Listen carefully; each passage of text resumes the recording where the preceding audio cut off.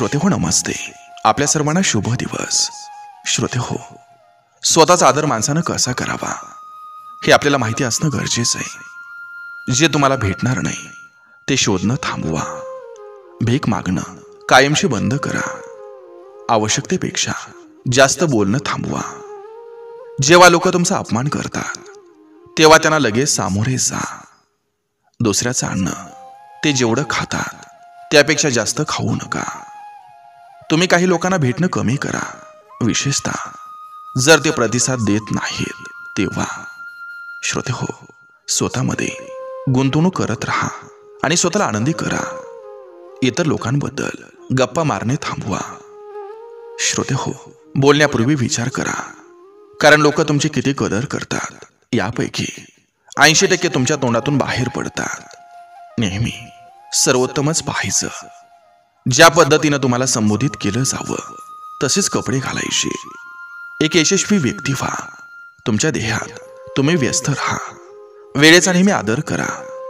अशा नात्यामध्ये राहू नका जिथं तुम्हाला आदर आणि मूल्य वाटत नाही. दूर जात आहे. स्वतःवर पैसे खर्च करायला शिका. अशा प्रकारे लोक तुमच्यावर खर्च करायला शिकतील. कधी कधी दुर्मिळ असणं हे सुद्धा महत्वाचं आहे. घेणाऱ्यापेक्षा आपण देणारं व्हायचं. जिथं निमंत्रण नाही तिथं जायचं नाही. आणि आमंत्रित केल्यावर स्वागत करण्यात उशीर करू नका. श्रोते हो, लोकांशी ते जसे पात्र आहेत ना तसंच वागत राहायचं.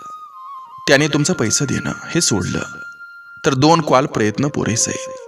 जर त्याने तुमची कदर केली तर ते तुम्हाला परत कॉल करतील.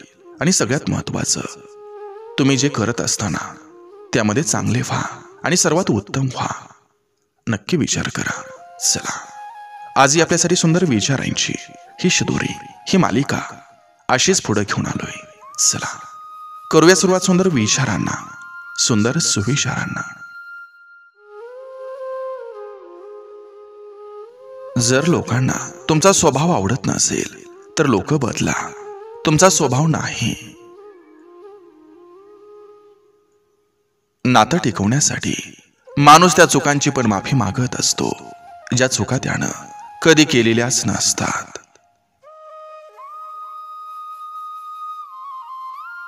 तुमच्या आयुष्यात जर कोणी तुम्हाला चुकीच्या गोष्टी करण्यापासून अडवत असेल तर त्याचा आभार माना. कारण ज्या फुलांच्या बागेला माळी नसतो ती बाग लवकर संपुष्टात येत असते. संसाराची सुरुवात ही दिसण्यानं होऊ शकते, पण संसार सुखाचा होण्यासाठी समजून घेण्याची कला ही दोघांमध्ये असली पाहिजे. संधी देणारे आणि धोका देणारे दोन्ही पण तुमच्या आयुष्यात भेटत असतात. चटके सहन केल्याशिवाय किंमत वाढत नसते.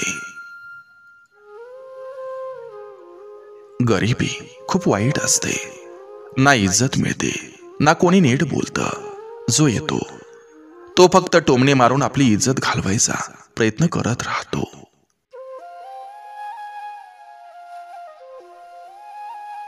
ज्या लोकांसाठी तुम्ही महत्वाचे नाहीत त्या लोकांपासून पुढे निघून जा. तिथं थांबून उगाच स्वतःच्या सुखाला दुःखाचं आमंत्रण हे कधीच देऊ नका. परिस्थिती ही माणसाला सगळं काही शिकवत असते. लक्षात ठेवा, लोक आपल्या चांगल्या स्वभावाचा फायदा घेऊन त्यांच्या गरजा पूर्ण करतात. आणि जेव्हा आपल्याला गरज असते तेव्हा त्यांच्याकडं फक्त कारणे असतात. जर संपूर्ण आयुष्य हे आनंदात घालवायचं असेल तर स्वतःला दुधानं धुतल्यागत समजतात अशा भिकारचोट नातेवाईकांना पहिलं लांब करून टाका.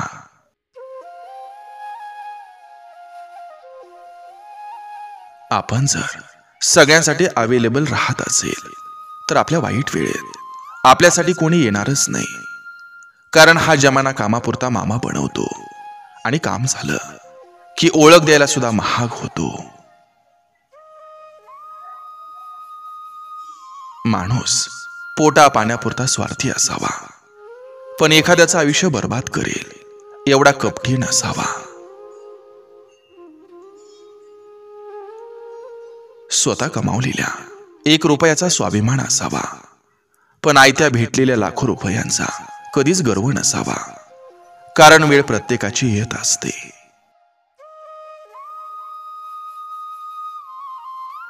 स्वतःला शहाणा समजून दुसऱ्यांना वेड्यात काढायचं नाही.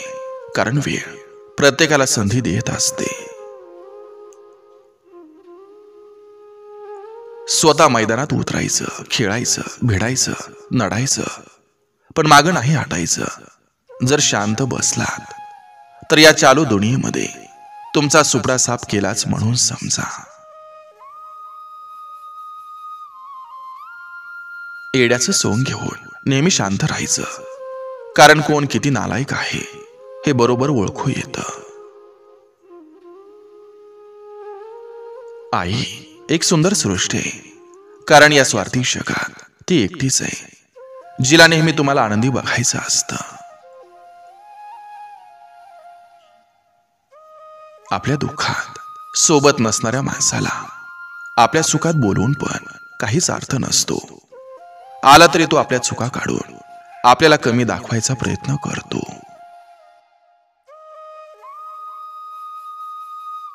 देवावर श्रद्धा असावी पण अंधश्रद्धा नसावी.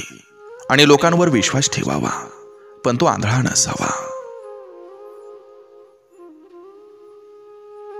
वेळ खराब आणि परिस्थिती वाईट असली की माणसाला गप्प बसावं लागतं. वेळ, काळ आणि परिस्थिती ही नक्की बदलते. या गोष्टींवर चांगला विश्वास बसवा. वेळ सगळ्यांची येते आणि गरज सुद्धा ही प्रत्येकाला असते. म्हणून कधी गर्व आणि माझात जगू नका. आयुष्यात खूप चढ उतार येत असतो. बिनधास्त राहा, लढत राहा, पण खचून कधी जाऊ नका.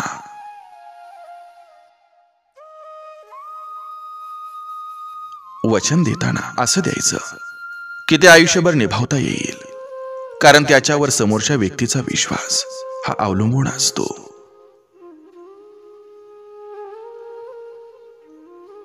स्वार्थाची ही दुनिया, इथं खरं वागणाऱ्याला रोज सजा असते.